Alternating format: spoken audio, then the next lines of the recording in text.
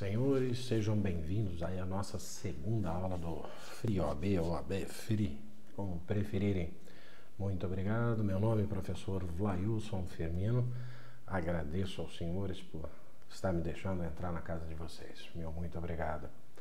Vamos à nossa segunda aula do Direito Material do Trabalho. Conversamos na primeira aula aí sobre os aspectos iniciais da legislação trabalhista, o porquê da legislação equiparar os funcionários aos empregadores para que isso seja justo perante uma ação, né? E terminamos a aula aí falando sobre o Chope. Lembra do Chope? Então nós vamos para o Chope novamente.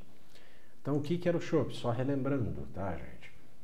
É a relação de emprego. Requisitos para a formação do vínculo empregatício. Artigo 3º da CLT. Leiam, tá? Comprovado é que escutar alguma coisa é beleza, entrou lá no seu cérebro, mas não entrou o que tinha que fazer. Então, leiam. Lembre-se que OAB é prova seca, legislação seca, ok? Então vamos lá. Os 5 elementos: subordinação, habitualidade, onerosidade, pessoalidade e pessoa física, ok? Vamos falar um pouquinho sobre esses elementos então. Pessoa física. O empregado necessariamente necessita ser pessoa física. Toda pessoa física que prestar serviços de natureza não eventual à empregadora, sobre a dependência deste mediante salário, artigo 3º da CLT, ok? Se for obrigado a ter um CNPJ para trabalhar na empresa, não é considerado empregado. Normalmente utilizado tal sistema como fraude, com a intenção de não criar um vínculo empregatício, a famosa pejotização. Vamos falar um pouquinho aqui sobre isso, tá, gente? Pessoa física. Eu não posso ser PJ e ter vínculo empregatício. Não posso, não tem como, tá?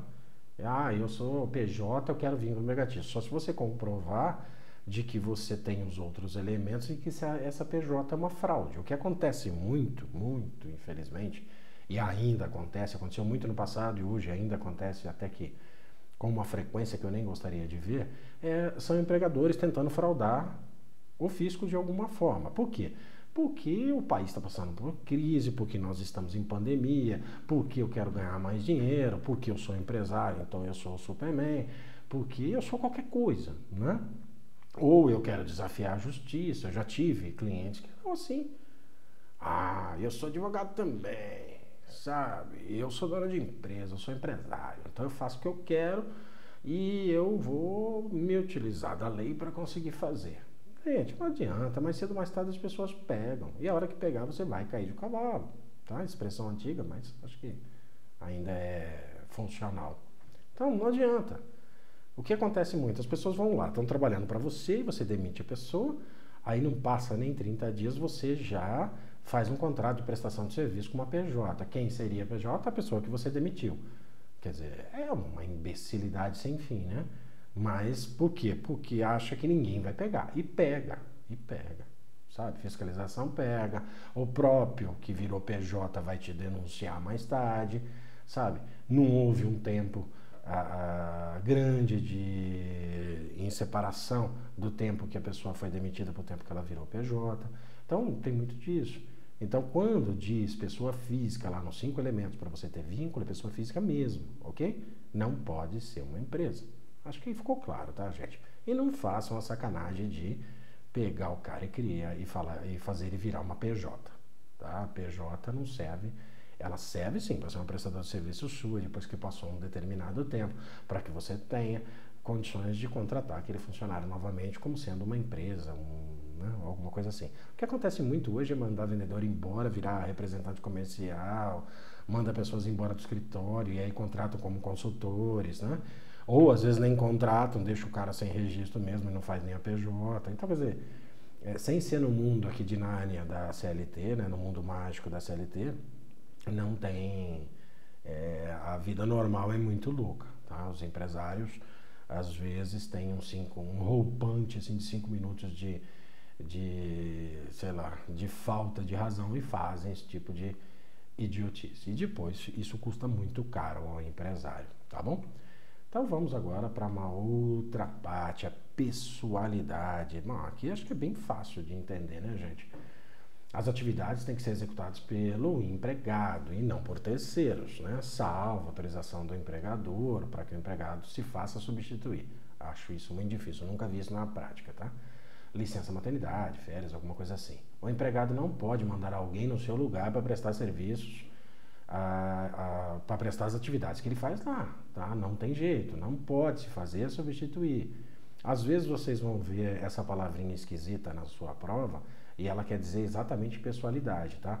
Infungibilidade igual a pessoalidade, é a mesma coisa. Então na sua prova vai estar lá infungibilidade por algum motivo e aí a pessoalidade. Às vezes é mais para fazer uma pegadinha para você cair na prova, tá? Empregador está ligado a essa fungibilidade e não pode se fazer substituir sem afetar a relação do emprego. O empregador é que está ligado a essa fungibilidade, na verdade. Você pode substituir o empregador a qualquer momento, tá? Uma coisa bem interessante de vocês entenderem é o empregador, numa relação de trabalho, de contrato de trabalho, tanto faz, você entendeu? Então eu estou trabalhando hoje para a empresa, sei lá, Coxinhas da Dona Maria Limitada. Perfeito, Coxinhas da Dona Maria Limitada, ela é a empresa que eu presto serviços. Eu sou lá um operador de máquinas da Coxinha da Dona Maria. Perfeito. Tá, beleza. A Dona Maria, que foi quem fundou isso, vendeu a empresa para o José, mas ainda continuou sendo, né? O CNPJ, continuou todos os dados, continua até o nome fantasia, que é a Coxinha da Dona Maria, tá? O que muda, no caso, para mim, empregado? Nada. Não muda absolutamente nada. Então, o empregador pode ser qualquer um que compre e venda, faça. Aí, quanto às responsabilidades, é um outro caso para processo, tá? Mas o que muda? Nada. Mudou nada. Agora, o empregado não pode se deixar fazer substituir, tá? Não pode. O empregado, na verdade, tem que ser ele. Ele tem que estar lá todos os dias prestando seu serviço, os dias em que ele contratou de estar lá, e ele tem que estar lá prestando serviço. Ele não pode mandar o irmão dele ir lá prestar serviço. Então, isso é pessoalidade. Perfeito? Acho que não tem muito o que falar sobre isso, né? Fácil de entender esse contexto. Você não pode mandar alguém lá que não seja você para trabalhar. Aí nós vamos para a habitualidade ou a não eventualidade, que pode estar assim na sua prova também. A habitualidade irá existir independente do número de vezes em que o empregado presta seus serviços ao empregador.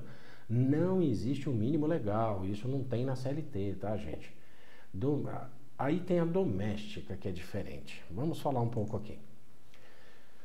Vamos lá para o empregado normal. O empregado urbano normal, certinho, tudo bonitinho e tal. Ele vai uma vez por semana, 2 vezes por semana, 3 vezes por semana. Não importa a quantidade de dias que esse funcionário vai estar lá prestando serviço.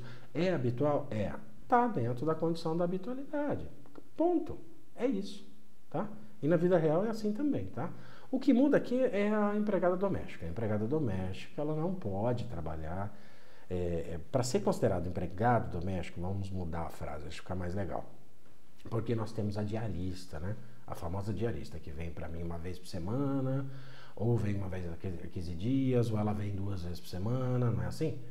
A lei da empregada doméstica é diferente, tá? Ali exige uma quantidade de vezes para que ela seja considerada empregada doméstica. No caso, 3, ok?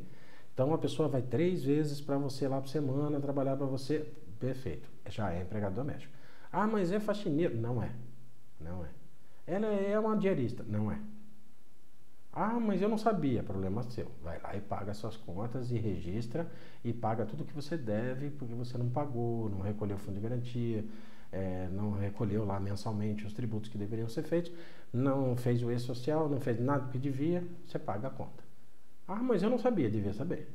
Ah, mas como que... Não tem, é lei está aí. Não tem para onde correr.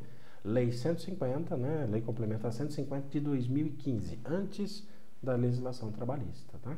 Isso pode cair na prova de vocês. Eles adoram essa lei da doméstica também, tá? Então, é interessante, porque eles podem confundir vocês dizendo que a pessoa era um empregado doméstico, que ele ia lá 2 vezes por semana, né, que ele ia 3 vezes por semana, e eles podem fazer uma questão aí tentando ou caracterizá-lo como empregado ou não empregado. Então, Para o empregado comum, não importa o número de dias, contanto que ele vá habitualmente naqueles dias, é a habitualidade. Ponto. Para a empregada, 3 dias na semana. Perfeito? Ok. Então eu acho que também não é nada complicado a habitualidade. Menos ainda a onerosidade. Então você tem lá uma relação entre empregado e empregador que tem que ser remunerada, ou seja, ela tem que ser onerosa, não tem jeito. O empregado presta serviço e o empregador o remunera para isso, tá? Então é isso, você recebe, né? Então você não recebe um salário, você não está trabalhando para alguém. Todo mundo vai trabalhar para alguém por um motivo mais do que evidente, por salário, né? Esse salário tem algumas nuances aí que às vezes pode ser não só dinheiro, pode, mas são situações de exceção, não é para esse momento agora.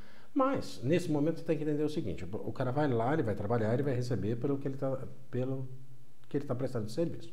Ponto. É isso. Recebeu o salário? Recebeu. Já está configurado esse quesito necessário ao vínculo empregatício. Acabou. Ah, mas eu trabalho de graça. Se você trabalha de graça ou sem receber absolutamente nada, então você é um voluntário. Aí é diferente. Aí é extremamente diferente. Aí você está trabalhando numa, sei lá, numa empresa que sem fins lucrativos, ou sei lá que nome se dê, mas você está trabalhando de graça. É um voluntário. Não tem nada a ver com o processo de vínculo trabalhista, tá bom? É uma outra situação. Ok, acho que aí ficou claro, né? Você trabalha, você tem que receber. Agora aqui a subordinação, ela é interessante. No artigo 3º também da CLT, considera-se empregado toda pessoa física que prestar serviço de natureza não eventual a empregador sobre a dependência deste e mediante salário, né? Subordinação jurídica, artigo 2º e 3º da CLT. A legislação prevê tal subordinação, ok? Subordinação econômica, o empregado depende do empregador economicamente. É um conceito frágil para conceituar vínculo, tá? Então, se você for falar, não, depende economicamente, só isso não é. Sobre subordinação técnica, junto com a dependência econômica, aí é fantástico. Por quê? Apesar dos dois serem frágeis sozinhos, né? Você tem que juntá-los para conseguir fazer essa subordinação. O que é uma subordinação? Você, como empregado, está sujeito às normas e às ordens do seu empregador, ok? Tá. Eu sou um técnico fantástico de TI, eu quero fazer do meu jeito. Você não vai fazer do seu jeito se o seu patrão não determinar que você vai fazer do seu jeito. Isso é subordinação. Por muitas vezes, em grande parte das empresas, às vezes você tem funcionários que estão em trabalho externo, mas estão subordinados a controle de horário, a entrega de relatórios, a controle de visitas, por exemplo, no caso de um vendedor, ou sei lá, qualquer outra função. Mas você é um subordinado a esse patrão por mediante um contrato, onde você faz o que ele realmente te manda fazer, no horário em que ele te manda fazer e como ele te manda fazer. Ponto. Deu para entender? Os 5 elementos estão aí. Se esses 5 elementos estiverem juntinhos ali e vocês conseguirem comprovar, o cara te contratou, não pagou absolutamente nada, não fez o registro, e aí você vai lá comprovar isso na justiça. Você consegue comprovar tudo isso. Às vezes através de mensagens de WhatsApp, às vezes através de e-mails enviados e recebidos, às vezes através de um monte de coisas. E às vezes até pedindo para que essas provas sejam formuladas pelo próprio empregador. Porque como você é a parte mais fraca, você não tem acesso às provas. Você pede e você recebe. Porque aí a justiça obriga o empregador a estar mostrando a você, à justiça, as provas de que você realmente fazia parte do quadro de funcionários com os 5 quesitos que nós colocamos ali. Tá bom? Então vamos falar um pouquinho do que não caracteriza o vínculo empregatício. Já falamos o que caracteriza, né? O que não caracteriza o vínculo de emprego? A alteridade é um requisito ligado ao empregador, nada mais é do que o empregador assumir o risco do negócio. Às vezes nas provas eles podem colocar esse nome bonitinho aí só para pegar vocês. Mas a alteridade é o quê? É o empregador que na sua condição de empregador, que está descrito na própria CLT também, ele assume os riscos do negócio. Exclusividade pode existir ou não, nem por isso torna uma relação de emprego. Cláusula contratual, normal. Eu não preciso ser exclusivo. Se eu for exclusivo, eu posso ser fiz um acordo com você, fiz um contrato com você, sou exclusivo, mas aí, né, não tem os outros elementos para caracterizar o vínculo. Local da prestação de serviço também, o serviço pode ser prestado em casa, na empresa, em outro local. Isso não demonstra vínculo, tá? O teletrabalho pode ser, né, um exemplo disso no artigo 6º. Às vezes ele não tem nenhuma subordinação, o cara está trabalhando fora. Então, só isso já não mais caracterizaria aí o vínculo de trabalho. Alguns exemplos aí, tá, gente? Tem vários exemplos que vocês vão ver no decorrer do curso, ou quando vocês forem ler aí uma CLT. Eu, de coração, aconselho vocês. Muita gente fala que não, tá? Que não é a hora de você comprar isso. Mas eu compraria, tá? Ou tentaria achar uma na internet, uma CLT organizada. Puxa, é fantástico uma CLT organizada. Por quê? Você vai ter lá, para cada assunto, você vai ter as súmulas, as OJ, você vai ter lá os artigos da CLT que envolvam aquele assunto em específico. E às vezes é mais fácil de você gravar por assunto, do que você tentar ficar gravando. Olha, essa parte da CLT fala sobre isso, a outra parte da CLT fala sobre aquilo, a outra parte fala sobre aquilo. Tem gente que é o gênio da lâmpada, né? Ele conhece todos os artigos de cor, né? Mas não existe essa necessidade. Para você estudar, na verdade, para a segunda fase você vai precisar dessa organizada, caso você for fazer trabalho, porque você só vai com ela para uma prova. Você não precisa de mais do que uma CLT organizada para fazer a prova da segunda fase. Eu vi lá pessoas loucas, e vejo até hoje, né, que levam códigos, jurisprudências, sei lá, todos os mais diversos possíveis para fazer uma prova que você tem um horário determinado para. Você não dá tempo para isso, não. Você tem que responder umas questõezinhas ali, tem que fazer uma peça. E tá aí uma coisa que ninguém ensinou para você na faculdade, fazer peça, né? A não ser que a sua faculdade seja fantástica. Se for, depois você deixa aqui para mim e fala assim, não, minha faculdade me ensinou a fazer todas as peças, penal, trabalho, nossa, eu sei tudo. Sei fazer petição inicial, sei fazer uma defesa, sei fazer um habeas corpus, sei fazer tudo. Nossa, eu saí da faculdade assim, expert. Se você fizer parte de uma faculdade que te ensinou a fazer peça, você me deixa seus comentários aí que eu vou adorar complementar a sua faculdade. Mas a segunda fase é uma peça que você tem que fazer, um determinado assunto que vai ser colocado, você vai ter que descobrir que peça que é isso que você vai fazer, né? E aí, na área do trabalho, como eu disse para vocês no início do curso, é uma área bem mais fácil de se fazer isso. E aí você vai com uma CLT organizada por assunto, nossa, 2 minutos você fez uma peça, né? Quer dizer, é muito legal. 2 minutos é exagero, mas facilita-se muito. E para estudar também facilita muito.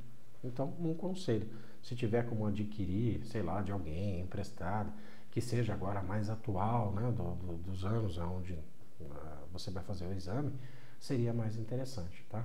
Pós 2017, bem mais interessante, tá? Quer dizer, 2020, 2021, excelente. Às vezes vocês conseguem até arrumar na própria internet, tá? Eu tenho uma aí que eu acho muito legal, mas depois, se vocês me pedirem no privado, eu aviso, porque ela pertence a um curso que eu fiz de 2 professores muito bons e eu gosto muito, e eles fizeram essa CLT organizada e eu acho fantástico. Aí, se bastante gente pedir, qualquer coisa eu coloco aí, que eu não tô ganhando nada de ninguém para fazer isso, tá bom? Mas depois eu indico e vocês podem comprar, é uma CLT fantástica para vocês estudarem e fazerem a peça, tá bom? Então tá joia. Vamos lá agora para... Nossa, tá joia foi uma expressão bem antiga mesmo, né? Então vamos lá. É que o professor aqui já passou de meio século, tá, gente? Então me perdoem isso. Então vamos lá. O conceito de empregado e empregador também, isso é muito interessante vocês terem em mente, né? Então estamos lá nos artigos ainda primeiros lá da CLT, né? Artigo 3º. Artigo 3º, considera-se empregado toda pessoa física que prestar serviços de natureza eventual ao empregador sob a dependência desse mediante salário. Nós já falamos isso 3 vezes só hoje, então se você não enfiar isso na mente vai ser difícil. Parágrafo único, não haverá distinções relativas a espécie de empregado e a condição de trabalhador, nem entre o trabalho intelectual, técnico ou manual. Ou seja, gente, não tem diferença disso, né? Se o empregado está prestando serviço da forma intelectual, técnica ou manual, não importa, é empregado da mesma forma. Aí está um prazozinho para, se ninguém mudar até vocês assistirem essa aula, 5 dias para que vocês façam aí a anotação, que a empresa tenha para fazer a anotação na carteira de trabalho, né? Que pode dar uma certa multinha aí, que está escrito no artigo 47 e tal. Uma hora que vocês tiverem um tempo, vocês dão uma lida. Nunca vi isso cair, mas pode até ser que caia aí, né? A multa pelos não registrados, né? Do artigo 41. Dá uma lidinha, porque foi aí também mexido um pouquinho pela 13.467, ou seja, a reforma trabalhista de 2017, tá bom?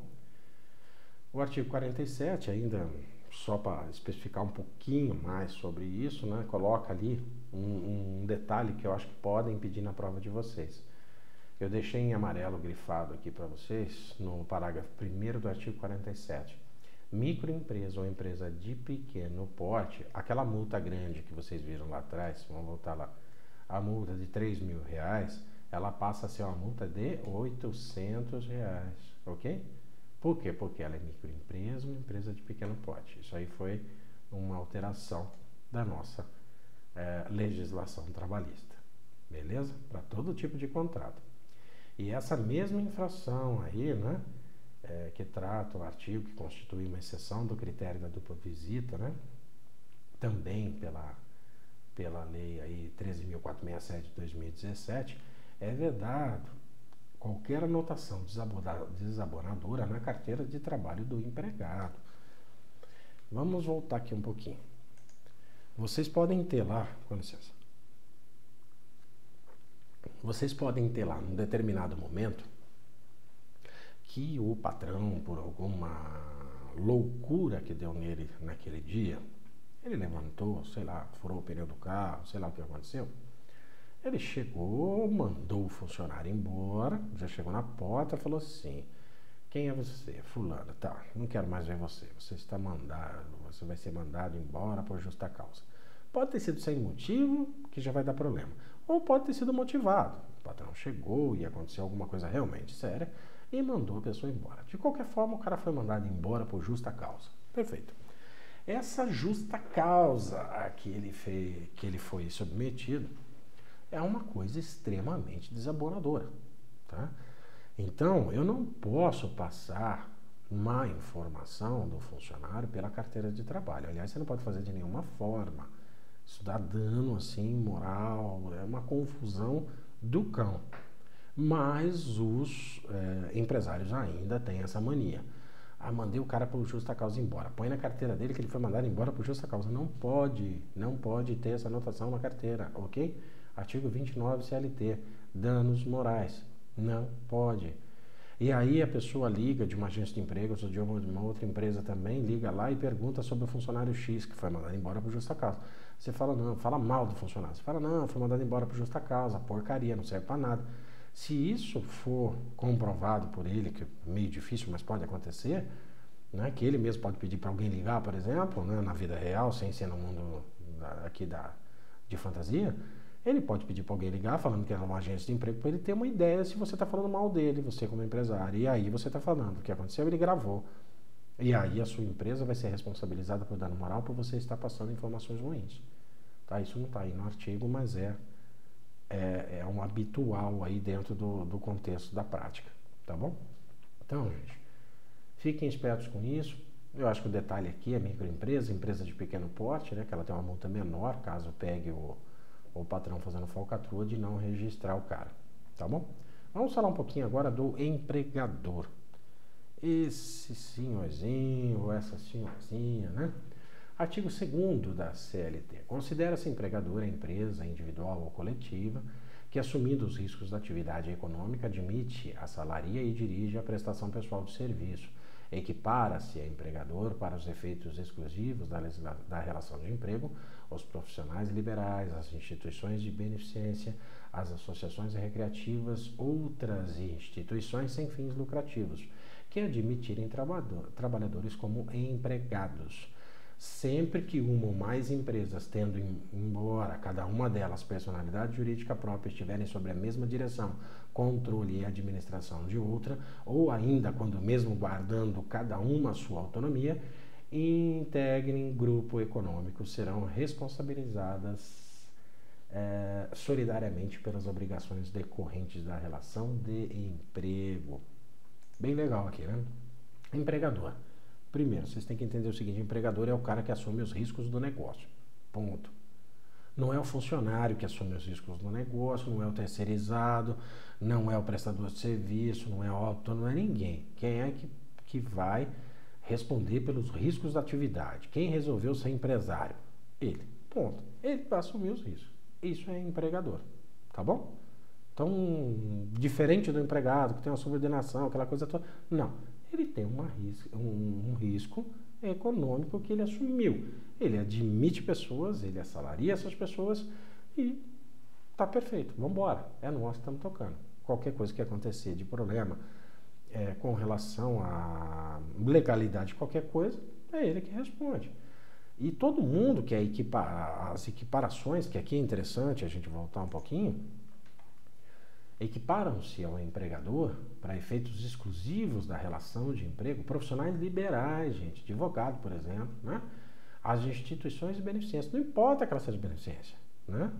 As associações recreativas, pensa bem, clubinho, olha, eu estou no clube, né? Assim que o povo fala. Então, também.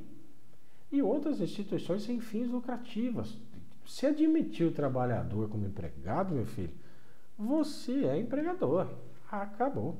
Não tem o que fazer. Ah, mas eu não sou eu sou uma associação. Não importa. Você não admitiu o cara, não está pagando salário, não está fazendo... Não importa. Não é? Cria o contrato à secretária. Tá, contratei, CLT, filho, não tem o que fazer. É um profissional liberal. O que você é? É um empregador. Então, às vezes, na prova, eles podem confundir vocês nesses sentidos aí, de alguma forma, né? Um profissional liberal contratou, mas sendo ele liberal não é necessário, né? O registro em carteira, tá? É empregador, assume os riscos do negócio e tem que fazer a coisa direitinho, tá bom? Quanto ao grupo econômico, isso é bem interessante, tá, gente? O que acontece muito é que a empresa, às vezes ela tem outras empresas coligadas e às vezes elas formam um grupo. Esse grupo tem que ter o produto relacionado e às vezes pessoas afins ou não afins, mas que sejam ligadas ali ao produto em si, que formam um grupo econômico. Esse grupo econômico ele é responsável por esse empregado. O empregado foi na empresa X, mas a empresa Y, Z, H, P, sei lá qual, está no grupo econômico. Todas elas são responsáveis. É por isso que se chama solidário. São responsabilidade solidária para com os efeitos trabalhistas. Não tem jeito. Vai pagar. Mas como saber se elas são solidárias, né, professor? Na verdade, às vezes elas têm os mesmos sócios, ou parentes, ou alguém que eles conhecem, ou teste de ferro, não importa. Mas eles estão ali. São um grupo de empresas, né, que tem uma finalidade quase que específica. Vamos lá, um exemplo. Uma empresa, uma indústria, por exemplo, ela fabrica uma máquina de água, ok? Para gelar água, por exemplo, bebedouro, né? Então ela fabrica um bebedouro. Aí ela tem uma outra empresa do grupo com outro nome que faz a manutenção do bebedouro. Ela tem uma outra empresa que vende o bebedouro, né? Só que ela põe nomes diferentes para tentar não configurar essa união. Mas é o mesmo bebedouro. Aí você tem lá, sei lá, num outro estado, uma outra empresa vendendo e fazendo tudo do mesmo bebedouro. Ou seja, eles estão interligados, tá, gente? Agora, se forem produtos muito absurdamente diferentes, aí não tem o que fazer, né? Porque eu posso ser sócio de várias empresas e não configurar um grupo econômico, por exemplo. Eu posso ser sócio de uma borracharia, eu posso ser sócio de uma padaria, eu posso ser sócio de um mercadinho, né? E que eles não estão ligados de nenhuma forma. Quer dizer, o mercadinho com a padaria pode ter seis, então vamos tirar o mercadinho. Coloca uma farmácia. Então, uma farmácia, uma borracharia, um mercadinho. Sou sócio dos três. Isso não forma um grupo econômico. Então, onde o funcionário está registrado, é só aquele local que é responsável por ele. Por exemplo, a farmácia. Contratei o farmacêutico. Se o farmacêutico entrar com processo, a responsabilidade é só da farmácia e não é solidária para com todos os outros. Perfeito? Deu para entender até aí? Beleza, então. Então vamos passar a falar um pouquinho. Na verdade, eu acho que nem precisamos. Eu coloquei aqui um pouco mais de artigos para que vocês tenham aquele trabalhador hipersuficiente bem detalhado aqui, tá? O parágrafo único, o 444, tá? Esse acordo individual com o empregador, que eu já falei para vocês, né? Ele terá uma eficácia de lei, né? Eu acho que aqui desse slide o que cabe nós falarmos um pouco é da arbitragem. A arbitragem passou a ser reconhecida na Justiça do Trabalho, necessário, lógico, esse requisito de receber o salário superior a 2 vezes o limite da Previdência Social, né? É o hiper lá em cima, né?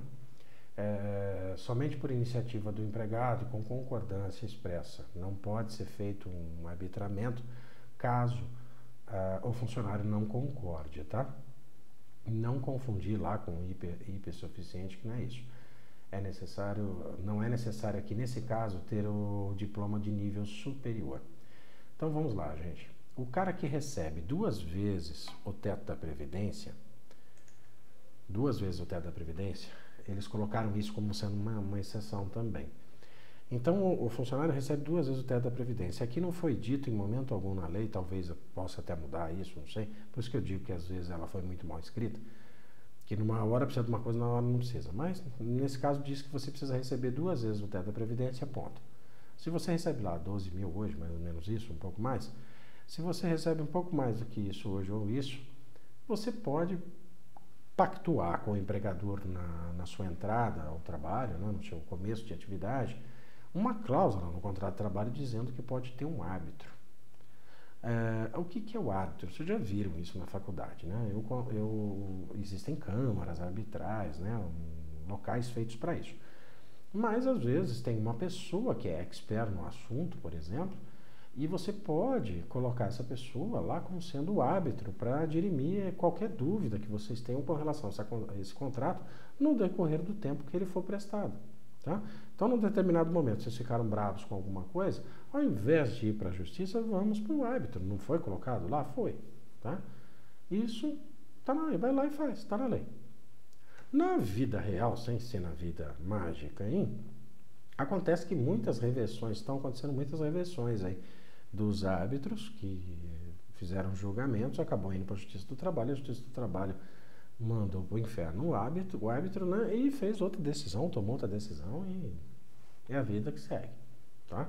Agora, no mundo da legislação e no mundo seu da OAB, é possível. O cara ganha 2 vezes o salário da Previdência, ele pode fazer um acordo com o empregador e ter um árbitro aí para acertar caso exista uma confusão de contrato num determinado momento aí.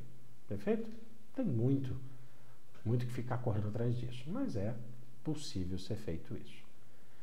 Ok, gente. Então vamos partir para o carinha aqui chamado teletrabalhador. Bom, senhores, vamos falar um pouquinho então do teletrabalhador. Por que nós vamos falar sobre eles, tá? Sobre esse trabalhador em específico. Ele vem caindo em várias provas, umas sim, outras não.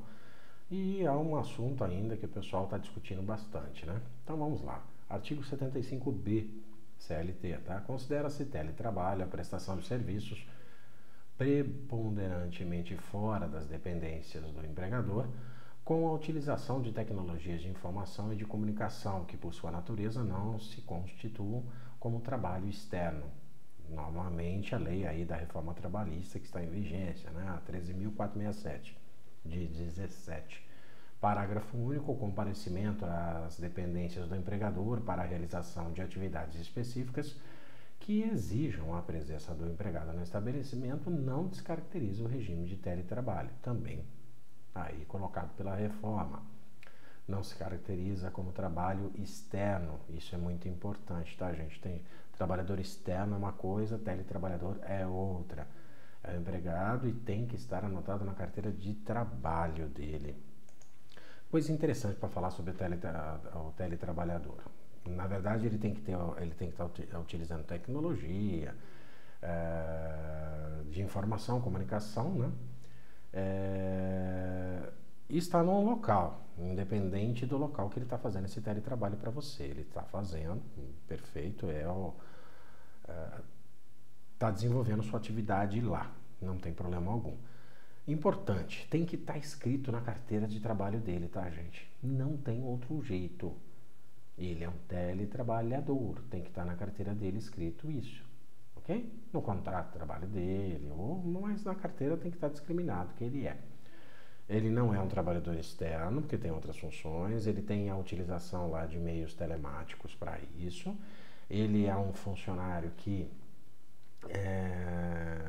mesmo que ele vá na tua empresa uma vez, ou que ele vá à empresa, né, uma vez ou 2 vezes por semana, para entregar relatório, para fazer alguma coisa, isso não descaracteriza o teletrabalho. Ele é um trabalhador chamado teletrabalho. Ponto. Não tem o que fazer. Tá ok? Tem mais outros aspectos do teletrabalhador que às vezes pode cair na prova de vocês.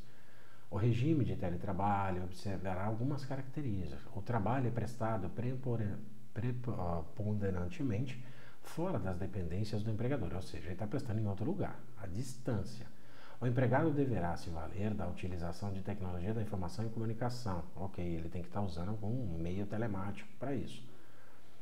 De tempos em tempos, ele pode comparecer na empresa e não descaracteriza, que é o que eu já disse para vocês. A formalização do contrato de trabalho nessa condição deve ocorrer na forma expressa ou por escrito, conforme o 75 da CLT.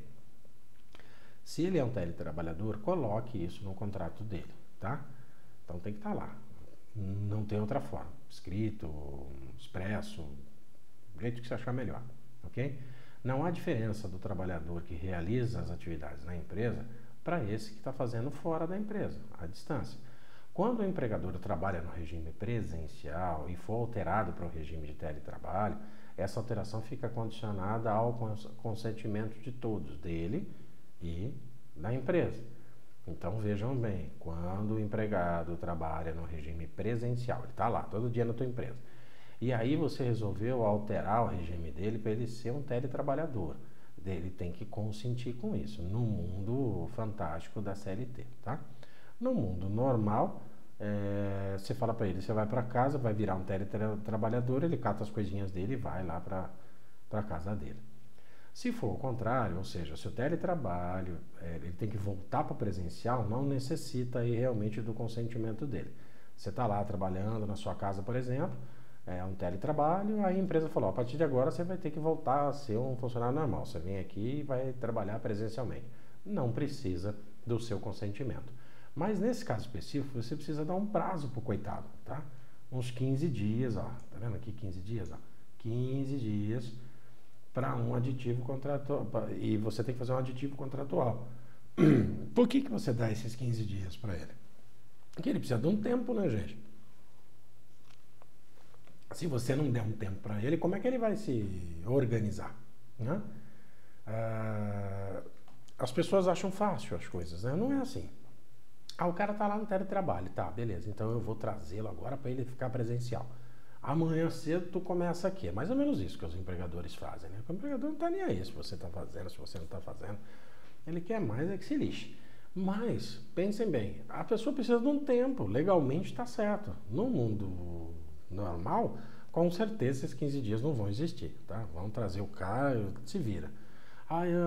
Eu não tenho onde pôr meu filho na creche, ele estava aqui comigo, agora precisa arrumar uma creche. Filha, se vira. No mundo normal é assim, mas na lei diz o seguinte, precisa de uns 15 dias para o cara se organizar. Ele não precisa consentir, falar, não, eu não quero, ou eu quero voltar ao presencial. Mas você precisa dar um tempo para o cara, fala assim, não, velho, fica ali, você leva, estou te avisando agora com antecedência, daqui 15 dias você vem, e aí você começa o trabalho presencial. Dá tempo de você arrumar uma creche aí pro teu filho, dá tempo de você se organizar, né? De você, sei lá, falar com o seu cachorrinho, que você não vai estar lá todos os dias novamente, né? Sei lá, alguma coisa nesse sentido, mas tem que dar 15 dias para ele, tá? A jornada desse tipo de trabalho será enquadrada, aí como está no finalzinho do slide, ao artigo 62, terceiro da CLT. Ele não ficará submetido a controle de jornada, tá? Não se caracterizando como um trabalhador externo, mas também não é submetido às regras de jornada de trabalho.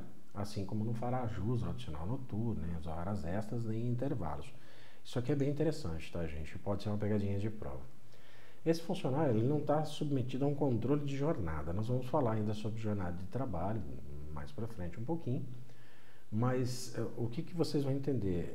O funcionário presencial ele está submetido a uma jornada, né? Entra 44 horas semanais, né? Aquelas coisas todas. Eu não posso fazer 2 horas mais do que de extra.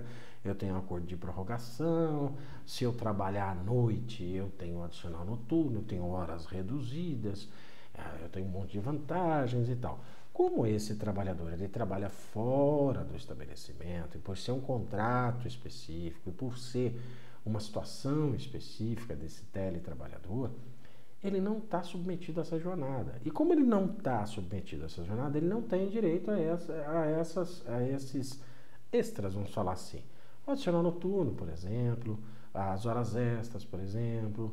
Você não sabe se ele está trabalhando no domingo ou não vou pagar 100% para esse cara é um teletrabalhador, é diferente de um trabalhador normal, presencial, tá ok? Não estou falando de home aqui, estou falando do teletrabalhador, tá bom? Então ele não tem esses direitos, por quê? Porque ele tem que entregar uma atividade que foi pedida a ele, e ele vai entregar isso para você, sei lá, num prazo que foi estipulado, e ele faça isso do jeito que ele achar melhor, né? Se ele vai trabalhar à noite, de madrugada, domingo, de ponta cabeça, sei lá, de alguma forma ele tem que trabalhar, né?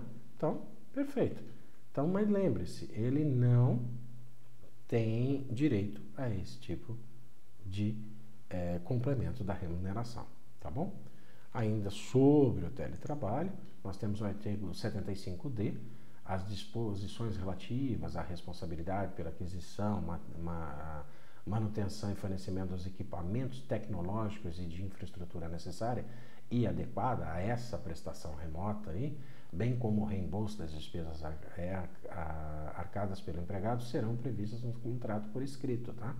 Você tem que prever o pagamento dessas coisas que estão feitas fora, tá? Isso é feito pelo empregador normalmente, tá? Equipamentos, a infraestrutura necessária, água, luz, energia, tudo isso. As utilidades mencionadas nesse capítulo, desse artigo, não integram a remuneração do empregado. Vocês têm que entender o seguinte, a remuneração do empregado é R$1.000 por mês. Todas essas coisas aqui que a empresa está pagando para ele trabalhar fora, no teletrabalho, vai dar R$500 por mês. Esses R$500 por mês é simplesmente pagar as despesas que esse teletrabalhador tem. Não é parte da remuneração dele. Então, não integra lá para você fazer uma rescisão de contrato, não integra lá, sei lá, férias, um terço, fundo de garantia, nada disso, tá bom? O empregador deverá instruir os empregados de maneira expressa e ostensiva quanto às precauções a fim de doenças e acidentes do trabalho. Outra coisa interessante nesse caso específico é o lance do acidente de trabalho. Não é porque ele está fora, trabalhando num outro local sem ser o do empregador, que ele não está sujeito às regras da segurança e medicina do trabalho. As tão famosas NRs da vida. Acho que vocês já ouviram falar, né? NR15, NR não sei o que, NR para trabalho alto, NR para não sei... Bom, ou seja, as NRs da vida, as normas regulamentadoras de segurança do trabalho, né? Então, você como empregador tem que fazer esse cara fazer um curso para ele entender que ele tem que trabalhar lá no teletrabalho de uma seguinte forma para evitar acidentes, que acidentes ocorram com ele. Mas ocorrendo o acidente, é um acidente de trabalho, ok? Não tem como não ser um acidente de trabalho. Aconteceu um acidente lá de trabalho, ponto. Ok? Não é porque ele está fora que isso nos caracteriza. Caracteriza sim, né? Mas a empresa, para se prevenir de alguma forma, isso eu falo muito para os meus clientes, faça cursos. Essas pessoas têm que passar por cursos, né? Existem pessoas especializadas que dão esses cursos de segurança do trabalho. Essas pessoas assinam o comparecimento e também passam por uma avaliação para saber se realmente elas sabem o que tem que ser feito. Não sei que atividade, né, ela vai estar fazendo, mas ela tem que estar dentro dessas normas. Não tem para onde correr, tá bom? E dentro desse contexto, no finalzinho do slide, olha lá, se o empregado é instruído e não cumpre, pode até ser dispensado por justa causa. Eu não fiz uma pergunta, fiz uma exclamação aí. Mas se fosse uma pergunta, sim, né? Isso não extingue a responsabilidade do empregador com relação ao acidente de trabalho também, como eu já disse. Então, ele pode ser demitido por justa causa sem problema nenhum. Ele fez alguma coisa errada, entrou para ser sancionado de alguma forma e assim foi, ok? Então não tem jeito. As mesmas normas, exceto essas que eu passei para vocês, de um funcionário normal, é para ele também, ok? Ele não pode cometer desídia, ele não pode, sabe, falar mal da empresa, às vezes na internet, que acontece muito, né? Minha empresa é um lixo, aquelas coisas idiotas que acontecem, né?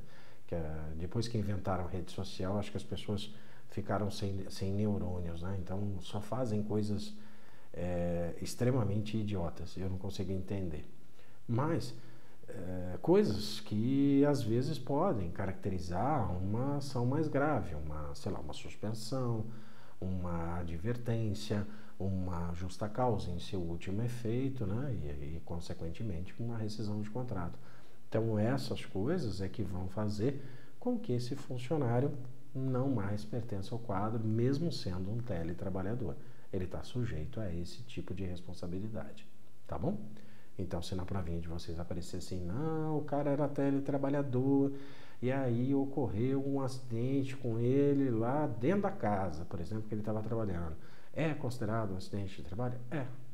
Ele estava trabalhando, né? Salvo se for comprovado que ele não estava trabalhando, né? Quer dizer, ele estava no clube passeando, ele vai falar que foi. Mas aí vai do caso concreto. Mas, em regra, é um acidente de trabalho, tá bom? Gente, para nós finalizarmos aqui, vou colocar para vocês um slidezinho final, um resuminho aqui, né? E a próxima aula, nossa terceira, né, que vai ser a próxima aula, nós vamos falar aí sobre o contrato de trabalho, tá? E aí o contrato de trabalho, bem especificamente, tem vários detalhes aí que nós precisamos levantar com vocês sobre. Mas falamos hoje aí sobre a relação, né, de trabalho, a relação de emprego. Então, a relação de trabalho é aquele sem direito trabalhista, tá, gente? E a relação de emprego é aquele com a carteira de trabalho assinada, com aqueles com chope, lembra? Então, um exemplo aí de sem direito trabalhista, avulsos, que são aqueles caras dos portos, né, os portuários. Quando vocês falam de funcionário avulso, um tipo de empregado avulso, ele é o cara que presta o trabalho avulso, é o portuário, é aquele cara que trabalha no porto, tá? E aí você tem o eventual, que o próprio nome já diz, o autônomo, o estagiário, todos eles são os caras sem direitos trabalhistas, tá? Às vezes tem aí alguns direitos que vão ser colocados, inclusive pelos avulsos aí, os portuários, mas a grosso modo, para esse primeiro momento, é isso, tá bom? O empregado, no artigo 3º, lembra lá, vai lá atrás do chope, tá, os requisitos, dá uma lida no artigo 3º, vejam lá com carinho, e o artigo 2º da CLT, né, os dois da CLT, lógico, o empregador, né, que assume os riscos do negócio. Então, gente, eu acho que por hoje tá legal. Falamos um pouquinho do chope, né, falamos do empregado, do empregador, das relações que existem entre empregado e empregador. Falamos de alguns tipos de trabalho, né, como foi o teletrabalho, de um tipo de trabalhador. Algumas exceções são coisas que eles pedem muito na prova, esse tipo de coisa, né, como essas anotações, esses detalhes, por exemplo, do teletrabalhador, que é uma coisa que não é muito comum, né? Hoje nós estamos falando aí de home office, uma pancada de coisas que, mas num determinado momento, dentro de um contexto, né, que você vive da legislação, fora essas exceções que estão acontecendo, a regra é essa que vocês viram do teletrabalhador. O home office é uma outra situação, é uma outra coisa que nós podemos falar no momento mais oportuno. Então, próxima aula, que vai ser a nossa terceira, nós vamos conversar aí sobre o contrato de trabalho. O contrato de trabalho é uma coisa que cai muito na prova também, eles gostam bastante do contrato de trabalho. Aí nós vamos ter o contrato por tempo determinado, indeterminado, e aí vai. Se tem uma coisa que eu posso falar para vocês que no mundo real acontece quase sempre, é as empresas fazerem um contratinho sem vergonha para todo seu empregado novo. É um contratinho de uma folha, às vezes, um padrão que eles pegaram não sei onde, e aí eles fazem um contratinho desse, faz um acordozinho de prorrogação de horas e manda o cara embora. Né? E fica lá trabalhando com o cara, às vezes nem dá a via para o cara, que é outra safadeza que as empresas fazem, mas esse contrato de trabalho tem que ser bem pensado, não é assim que se faz, tá? Então eu vou falando um pouquinho da prática para vocês também, às vezes para vocês memorizarem o que é a lei e o que é a prática, tá? Mas na lei tem que existir esse contrato de trabalho, ele tem que ser muito bem feito e é o que nós vamos falar na próxima aula, tá bom? Muito obrigado, gente. Novamente agradeço muito por me deixarem aí conversar com vocês aí. Vocês estão me aguentando uns 50 minutos novamente. Agradeço de coração que vocês tenham me aguentado até aqui. E vamos aí para a nossa terceira aula. E se Deus quiser, vamos conseguir passar para vocês de uma forma simples, até com uma linguagem simples, um jeito de vocês conseguirem passar nessa prova. E vão passar, se Deus quiser. Gente, muito obrigado. Fiquem com Deus. Tchau, tchau.